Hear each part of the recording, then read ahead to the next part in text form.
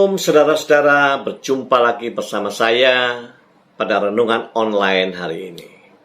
Saya tidak pernah lupa, saya berharap setiap saudaraku semuanya selalu dalam keadaan aman-aman, sehat, sukacita, dan selalu di dalam damai sejahtera yang datangnya dari Kristus. Nah, renungan hari ini saya akan menyampaikan sebuah judul, Jatuhnya Seorang Pemimpin. Jatuhnya seorang pemimpin, khususnya pemimpin rohani, ya. Pemimpin gereja. Kalau saya bicara pemimpin gereja, bukan berarti dia hanya sebatas gembala, tapi ada banyak pemimpin-pemimpin di dalam gereja itu. Nah, jatuhnya seorang pemimpin. Saya mengutip, saya melengkapi apa yang saya bicarakan malam hari ini dari tulisan, ya, sebuah observasi, sebuah penelitian yang dilakukan oleh seorang hamba Tuhan. Ini hamba Tuhan, tapi ini orang pandai, ya. Namanya Profesor Sen Sanjaya. Saya bacakan sedikit biografinya, ya. Sen Sanjaya adalah seorang dosen leadership di Swinburne Business School, Australia. Dia meraih gelar PhD dalam bidang servant leadership dari Monash University di tahun 2005. Beliau melayani sebagai penatua dan preaching pastor bagi jemaat Indonesia di Scott Presbyterian Church, Melbourne, Australia. Sen Sanjaya adalah pengarang buku-buku kepemimpinan. Di bidang pengajaran, Sen melatih banyak pemimpin puncak dari perusahaan, pemerintahan, universitas, sekolah, dan gereja di Australia, Amerika, China, dan Indonesia. Kualitas pengajarannya telah mendapat banyak penghargaan. Yang terakhir adalah dari Australian and New Zealand Academy of Management Best Educator Award 2017. Nanti saya tampilkan siapa Profesor Sen Sanjaya ini seperti apa. Dia masih muda, saudara. Kenapa saya mengutip dari dia? Karena saya sempat mengenal Prof. Sanjaya ini semasa mudanya. Waktu saya masih kuliah, saya pernah memberikan pelajaran, saya pernah memberikan les, ya, les bahasa Inggris pada waktu dia masih kecil. Dan anak ini hebat, ya.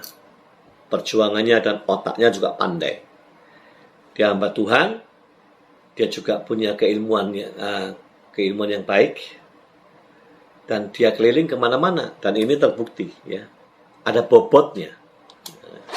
Nah, dia tulis begini, kategori manifestasi kejatuhan pemimpin gereja. Ada beberapa faktor, ya. Satu, perkara finansial. Ini tidak sedikit banyak, ya, banyak sekali. Kedua, soal seksual. Ini juga mendominasi. Yang ketiga, faktor relasional, soal hubungan dengan wanita kayak, ya. Jadi ini jadi persoalan.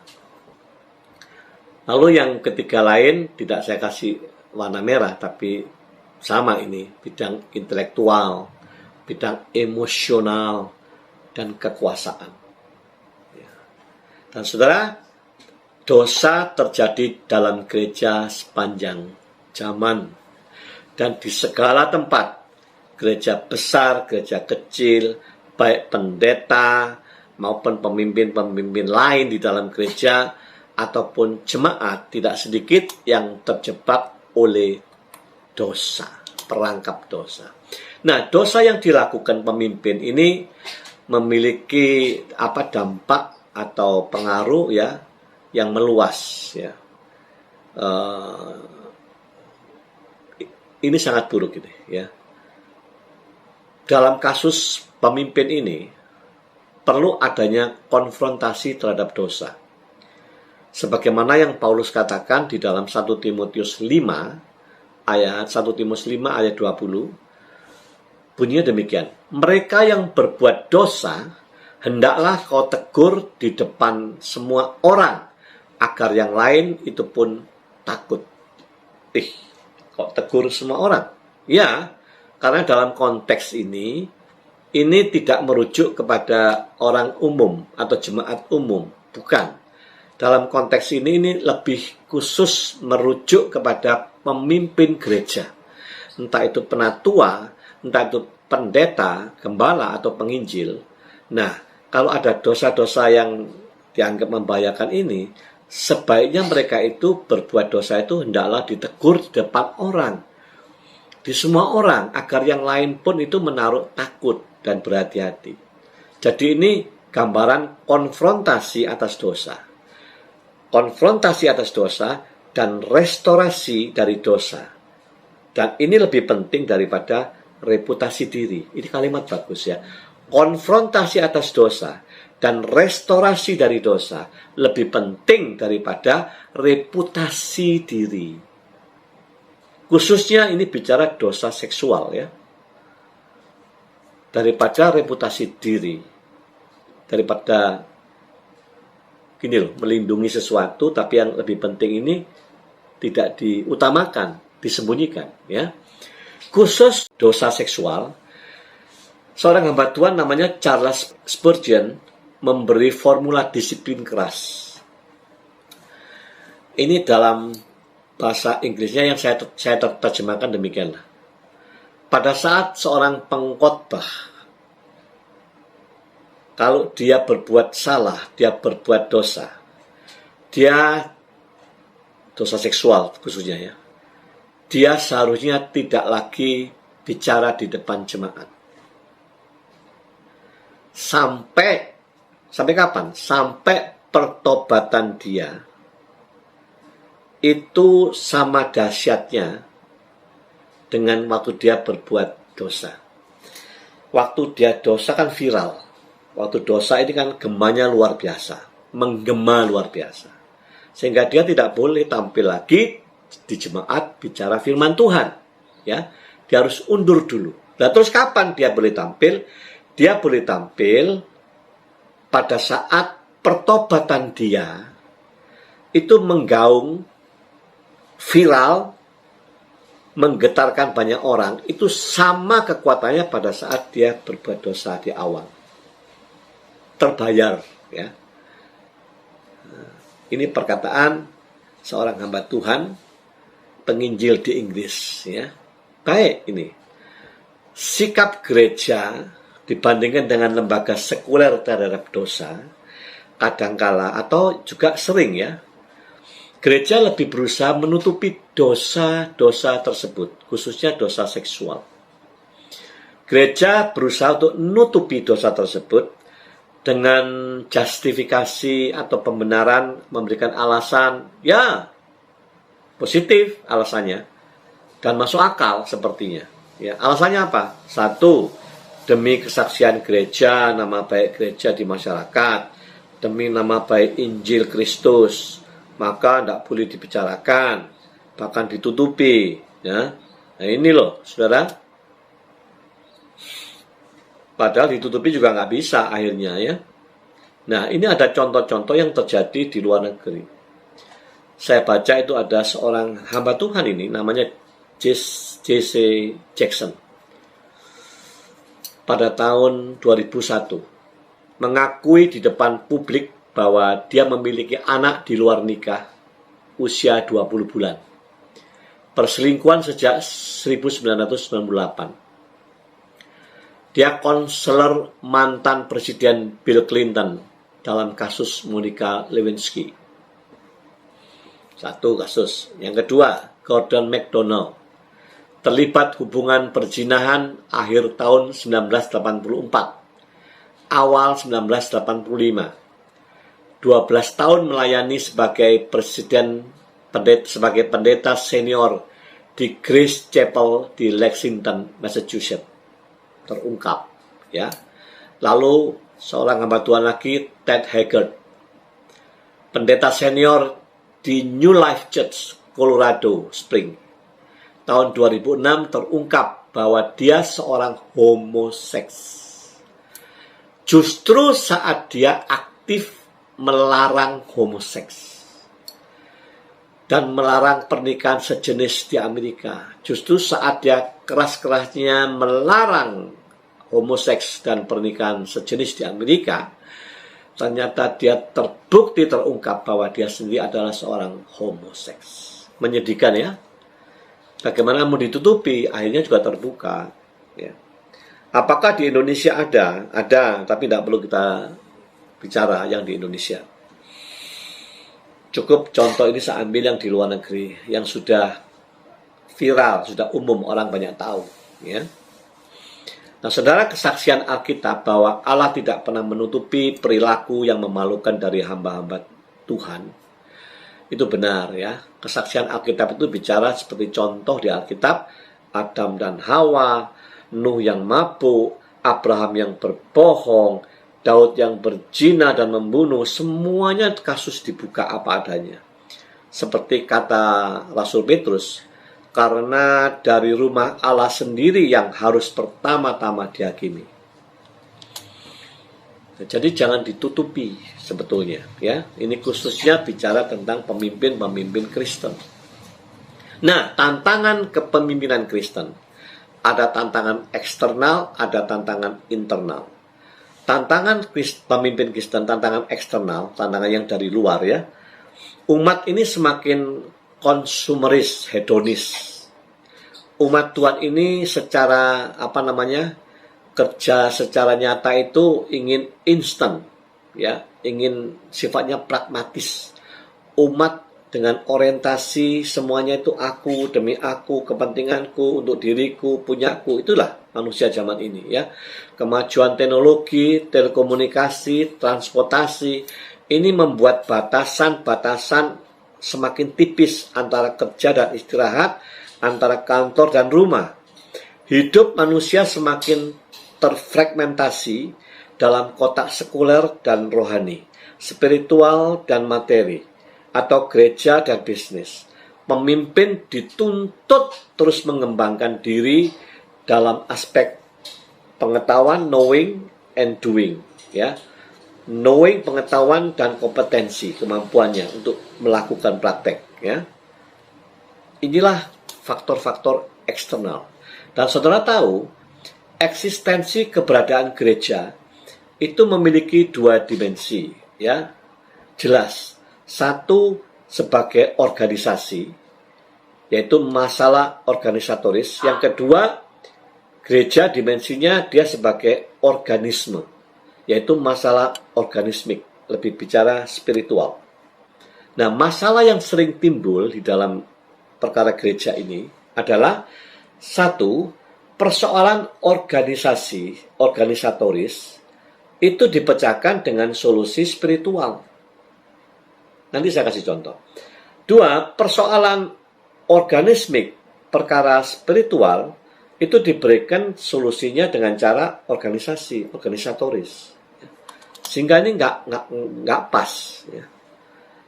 Nah, ilustrasinya gini. Misalnya, masalah bagaimana melengkapi pemimpin gereja di tengah konflik dan perubahan.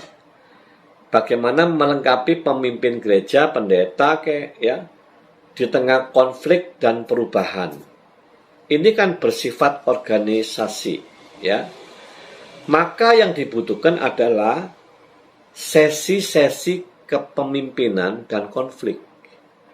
Bukan sesi atau ceramah-ceramah mengenai doktrin gereja dan pelayanan. Tidak cocok, ya. Jadi ini perkara organisasi, ya carilah jalan keluar bagaimana memberikan sesi kepemimpinan dan konflik sesuai dengan apa yang dibutuhkan untuk melengkapi dia sebagai pemimpin, bukan diberikan ceramah doktrin gereja. Ya, nah sekarang kita masuk di dalam tantangan internal. Ini lebih pelik, saudara. Ini lebih kronis dan laten ini. Semuanya ini bermula, internal ini banyak bermuara dari mana? Masalah karakter. 80% kira-kira perpecahan dalam gereja itu karena faktor karakter. Tidak ada yang salah dengan organisasi gerejanya, yang salah dengan personal ini. pribadi-pribadi ini. Kenapa yang ribut ini? Karena faktor karakter. Sehingga muncullah para pemimpin dengan karakter yang tidak beres ini, muncul sebutan toxic leader. Leader pemimpin yang toksik. Ya. Hati-hati karakter, saudara ya. Karakter ini merupakan jatuh bangunnya pemimpin. Karakter ini merupakan mati hidupnya gereja. Tanpa kemurahan Tuhan, banyak gereja mati karena cacat karakter. Karakter ini jauh lebih esensi. Karakter ini lebih esensial daripada kompetensi. Daripada kepandaian, kemampuan orang, kehebatan orang. Karakter ini jauh lebih penting.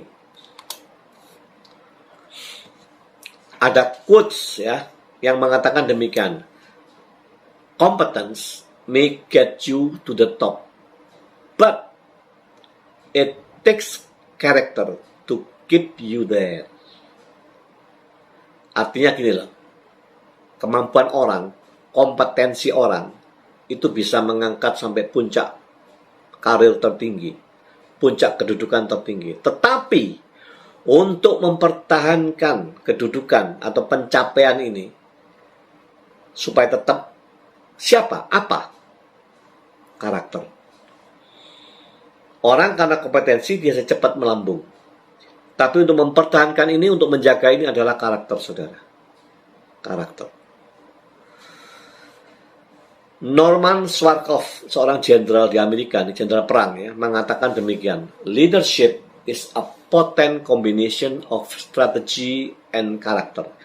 But you must be without one, be without strategy. Ngerti saudara maksudnya ini ya. Jadi leadership itu, kepemimpinan itu kombinasi antara strategi dan karakter.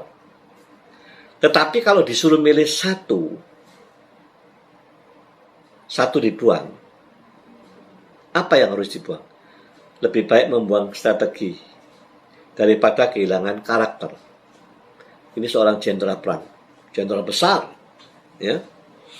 Nah, jika di dalam dunia bisnis dan militer karakter ini dianggap begitu serius, begitu pentingnya, bukankah seharusnya juga di dalam urusan konteks gereja ini faktor yang penting? Tapi kadang-kala faktor karakter ini dibiarkan aja, bahkan ditutupi di gereja. Ya. Nah, faktor karakter yang bagaimana ini yang seringkali merusak dan menjatuhkan, membuat perpecahan, ya. Karakter kesombongan. Siapa yang memiliki tabiat sombong? Kecuali bukan iblis, siapa lagi? Iblis itu sombong. Ya.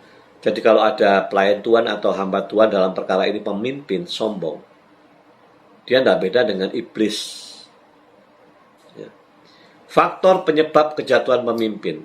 Tinggi hati mendahului kehancuran. Tinggi hati mendahului kehancuran.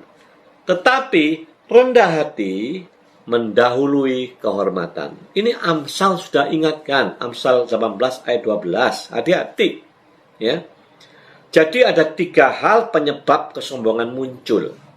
Hati-hati, saudara ya. Orang bisa muncul sombong karena 3 hal ini. Yang awalnya tidak kelihatan sombong, tapi begitu ada periode tertentu, ada achievement tertentu menjadi sombong. 1, kekuasaan. Nah, ini bicara pemimpin dalam kategori rohani ya, pemimpin rohani ya. Oke lah, sebutlah pendeta atau hamba Tuhan atau gembala ya. 1, karena kekuasaan sombong. Memang benar orang itu setelah diberi kuasa baru tahu kita watak aslinya. Nah, ternyata dikasih kekuasaan dia sombong. Ya. 2, penyebab kesombongan karena pandangan umum, persepsi umum, seorang hamba Tuhan itu selalu mendapat perlakuan yang khusus, orang yang spesial, istimewa, hebat, istimewa, yang khusus memang. Jadi yang kedua ini juga bahaya. Persepsi umum memandang diperlakukanlah hamba Tuhan ini sebagai sesuatu yang khusus, semuanya didahulukan, khusus, ya, istimewa. Yang ketiga, yang buat sombong ini adalah keberhasilan. Hati-hati memang, ini pesan ini penting sekali ya. Kuasa ini seringkali berpotensi merubah karakter orang. Waspadalah, ini peringatan khususnya kepada hamba Tuhan. Kuasa ini sekali lagi kalau nggak sadar berpotensi engkau akan jadi sombong. Kedua, saya ulang ya, persepsi umum atau perlakuan khusus. Legitimasi persepsi publik bahwa pendeta itu lebih superior dalam rohani dan moral. Pendeta ini baik, maka dia didahulukan, dia dinomorsatukan dalam banyak hal. Ya. Dan yang ketiga, ini bahaya, keberhasilan seorang hamba Tuhan. Ini paling fatal, ya, paling fatal. Kesuksesan pemimpin dalam mencapai sesuatu. Mungkin ya hari ini pemimpin itu bisa memiliki sebuah gedung mega church yang luar biasa, ya, gerejanya istimewa, kaya, jemaatnya ribuan, ya. Nah, achievement seperti ini kalau tidak disadari dan waspada akan membuat dia sombong, ya. Belum lagi karena jabatan kekuasaannya tadi. Belum lagi perlakuan-perlakuan khusus karena dianggap orang yang rohani dan moralnya baik, ya. Persepsi publik itu mencap seperti itu, ya. Hati-hati saudara ya, hati-hati. 2 Tawarik 26 ayat 16 berkata demikian. Setelah ia menjadi kuat, ia menjadi tinggi hati, sehingga ia melakukan hal-hal yang merusak. Ia berubah setia kepada Tuhan. Dia berubah setelah dia berhasil. Dia tidak setia lagi kepada Tuhan Allahnya. Dan memasuki bait Tuhan untuk membakar ukupan di atas mezbah pembakaran ukupan. Hati-hati saudara. Orang akan menjadi kuat dan ia menjadi tinggi hati. Lalu ia melakukan hal yang merusak. Ia berubah tidak setia kepada Tuhannya. Ini sudah diingatkan di dalam 2 Tawarik 26 ayat 16. Saudaraku, ada istilah begini. Success breeds success. Sukses akan melahirkan sukses. Tapi realitanya, faktanya enggak. Faktanya itu success breeds failure. Justru kesuksesan ini akan melahirkan kegagalan, kehancuran. Menyedihkan, ini menyedihkan sekali ya. Di samping kesombongan, memang ada lagi yang berdampak kejatuhan, yaitu memang naturnya profesi seorang hamba Tuhan. Itu kalau tidak diperhatikan baik-baik, tidak waspada, tidak selalu sadar, itu berbahaya. Ya. Sebab selalu berinteraksi dengan jemaat, berinteraksi juga dengan lawan jenis di dalam kedalaman level emosional yang tidak dialami oleh pemimpin Kristen yang di lain profesi ya, dengan profesi-profesi lain. Ya. Dan ini yang harus selalu dijaga, diwaspadai. Nah, taktik strategi untuk mencegah kejatuhan pemimpin antara lain, yang pertama, sadar dan mengakui kerentanan atas godaan dosa. Kita harus mengakui itu, bahwa manusia ini rentan, nggak ada yang kuat. Sehingga kita harus terus sadar, mengakui keberadaan kita ini manusia yang cenderung liar, jiwa manusia ini. Rentan, rapuh atas godaan dosa. Jadi kita waspada. Yang kedua, ini cara mencegah supaya kita ini menghindari hal-hal yang membawa potensi kejatuhan. Terutama kalau kita mengerti kita ini punya kelemahan dalam sisi ini, maka jangan dekat dengan perkara ini. Kita punya kelemahan masa lalu, kelemahannya adalah dengan wanita. Maka hindarilah hal-hal yang membawa kondisi yang membawa kita akan gampang jatuh. Ya. Yang berikutnya, yang ketiga, bangunlah relasi akuntabilitas. Ngerti saudara? Ciptakanlah, bangunlah, saudara itu punya mitra, punya rekan yang saling mau mengingatkan, saling mau menegur kita, saling membawa kita, selalu kita ini, kalau kita nggak sadar lupa, dia ingatkan, ya. Jadi rekan untuk saling ini saling memberikan tanggung jawab, namanya akuntabilitas masing-masing. Kita harus punya mitra seperti ini, ya. Sehingga kita ini tidak berjalan sendiri, akhirnya tak rentan masuk dalam bahaya. Yang keempat, kita harus punya menjaga keharmonisan keluarga, khususnya hubungan suami istri itu harus harmonis. Hubungan suami istri dalam rumah tangga itu harus normal, baik-baik, harmonis, bukan menjadi perkara yang menjadikan kondisi ini neraka. Kalau tidak beres hubungan suami istri, berjauhan, tidak bisa akor, itu neraka, saudara. Dan itu calon lubang celah untuk jatuhnya seseorang. Yang kelima, peliharalah kedisiplinan rohani. Kita harus menciptakan bukan rutinitas rohani, tapi disiplin rohani. Kalau rutinitas itu tidak membawa nilai, tapi kalau disiplin rohani itu membangun, membuat ada challenge, tantangan, supaya kita terus maju. Tapi kalau rutin sudah enggak, rutin itu mati, saudara. Ya, jangan terjebak disiplin saudara berubah jadi rutinitas. Ya, dan ini hati-hati. Gereja itu dianggap tidak relevan lagi sekarang dengan kebutuhan zaman. Banyak generasi-generasi muda di bawah kita menganggap gereja tidak relevan lagi dengan kebutuhan zaman. Dianggap ketinggalan zaman. Dan gereja akan dianggap akan ditinggalkan umatnya. Ya, hati-hati saudara. Rasul Paulus itu menasihati Timotius. Pesannya demikian. Di dalam 2 Timotius 1 ayat 13. Peganglah segala sesuatu yang telah engkau dengar daripadaku sebagai contoh ajaran sehat. Jadi para hamba Tuhan, para pemimpin gereja, sadarlah, pegang dan perhatikan bahwa gerejamu selalu memberikan pengajaran yang sehat. Bukan ikuti pengajaran-pengajaran yang disukai oleh jemaat-jemaat atau kalangan level tertentu. Sehingga kalau saudara mengajarkan yang benar, yang sehat itu, saudara takut tidak disukai. Ya, saudara takut kalau ditinggalkan. Jangan.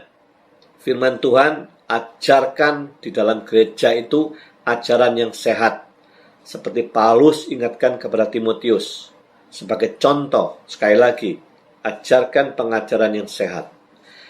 Gereja tidak relevan itu karena, kenapa? Gereja disebut tidak relevan lagi. Karena pemimpin rohani tidak berani hidup dalam standar Allah dalam firman-Nya. Hidup tidak menyesuaikan diri dengan standar firman Tuhan. Standarnya Allah. Nggak berani. Sehingga apa? Sehingga umat Tuhan, jemaat, itu menganggap, merasakan nggak ada bedanya antara gereja dengan dunia. Nggak ada bedanya antara pendeta dengan pendekar. Ya, nah inilah kesalahan berpikir. Mungkin untuk menyenangkan jemaatnya, diikuti aja arus zaman. Ya, walaupun itu bukan kebenaran, walaupun itu ajaran tidak sehat. Ya, tapi setelah mereka sadar, mereka ngerti. Kalau gitu nggak ada bedanya sih antara gereja sama dunia, antara pendetaku dengan pendekar di luar. Maka gereja sudah tidak bisa diikuti oleh umat. Sekali lagi, pertahankanlah kebenaran itu. Sebagai pemimpin gereja, bertanggung jawab menjaga kebenaran firman Tuhan bagi seluruh jemaatnya, bagi seluruh pengerjanya. Jangan bergantung kepada keperkasaan seseorang. Jangan bergantung kepada karena kuasa, kebesaran, kekayaan seorang jemaat atau seorang yang berpengaruh. Sehingga saudara mengikuti demi hanya untuk menyenangkan atau sungkan. Ya. Tidak. Rasul Paulus tetap katakan kebenaran yang sehat itu harus diajarkan. Demikian renungan pembahasan kita mengenai jatuhnya pemimpin. Ya, semua orang tidak ada yang kebal. Semua orang harus super hati-hati dan waspada. Jangan menjauhkan diri dengan firman Tuhan. Jangan menjauhkan diri hubunganmu dengan Sang Pencipta. Sebab Dia adalah pokok pohon. Saudara dan saya adalah ranting-rantingnya yang selalu harus nempel. kalau kita lepas ranting ini mati, nggak bisa hidup, saudara.